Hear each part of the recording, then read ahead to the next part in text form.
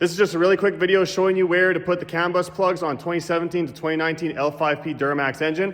I do have a video showing you how to tune it and swap the exhaust and everything. I'll put a little link up here, wherever. And yeah, if you need a kit for yourself, I'll put a link down in the description. But yeah, I'm just gonna show you really quick where you put these CAN bus plugs. If you have a 2020 or newer L5P, I have a different video for you. The CAN bus plugs are gonna be a little bit different. I'll put a link in the description. So there are 4 plugs in total. We're gonna do these black ones first. So this is underneath the truck. Here's the rear of the truck. And right up here on the inside frame rail, you're gonna unplug this guy. And this is where the first one is gonna connect. I'm gonna put a little bit of dielectric grease on here just to keep corrosion out. There you can see I put some dielectric grease on it. Now I'm just gonna plug it in. Make sure the little tab snaps down on it like that, and you got your first one. Second one, we're gonna go to the outside of the frame rail. And here it is. This is only a regular cab, but yours should be along the frame rail somewhere on the outside.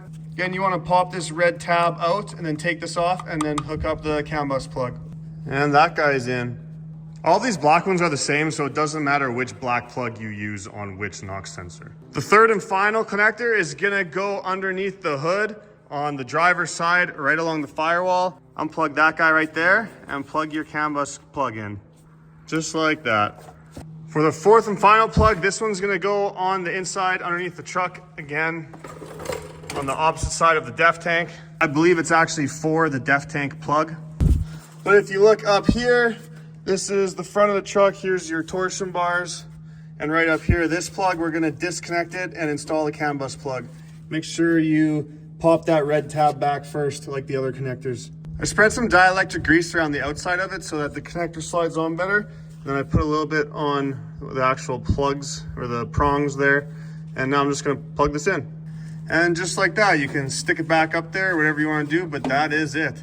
So that's all there is to it. Again, I have a full video on how to do all the physical work and program the truck. I'll put links to those in the description, and I'll put a link to a kit if you're interested in checking one out for yourself. I can't take no loss. I don't even know what it costs. I hit the ground, then it go off.